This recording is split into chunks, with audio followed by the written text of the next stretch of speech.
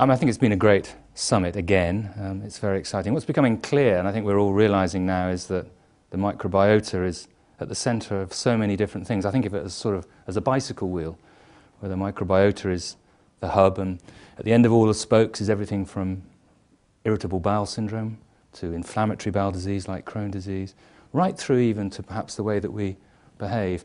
But there are two standout things from this conference for me. The first is new, and that's the brain-gut axis. We've been used to thinking about it as doctors as something where the brain controls the gut. And now there's emerging evidence that possibly the microbiota, the bacteria living in our gut, may well be influencing the brain. So it goes the other way too. And that's fascinating, I think, and that's new. The other standout thing isn't so new, and that's fecal transplantation. That's using the microbiota from somebody else, transplanting it into somebody who's poorly, in this case to help C. diff. It's not so new. It's been done for a long time, but not many people know about it. But what's amazing about it is it's probably the most practical application of this technology that we have. Not only does it work, but it works brilliantly. I mean, success rates approaching 90%. So here we have probably the first real super powerful tool that's come out of all of this research, and hopefully we'll have many more.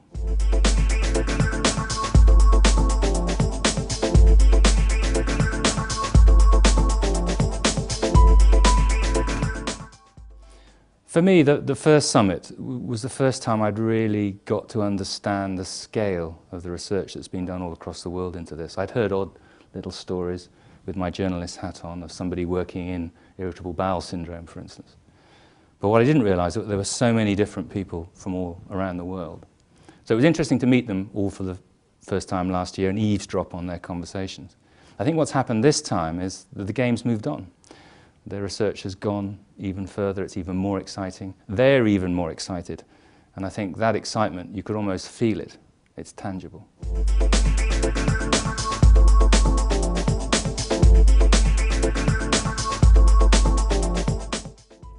I think the general public have no idea of how significant the role of the bacteria that live in their gut, the microbiota, is or are.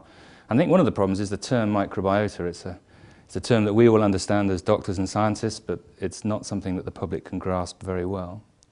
One of the speakers when we were here talked about the neglected or forgotten organ.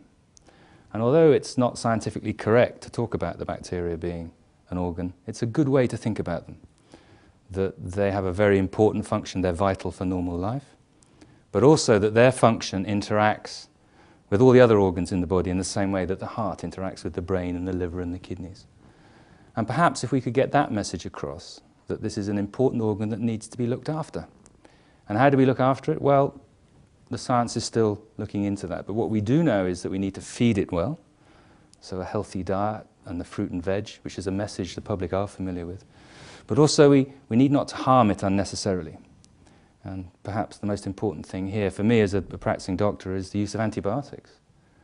That if people realize what they were doing to their forgotten organ by taking antibiotics when they often don't need them, they would think twice.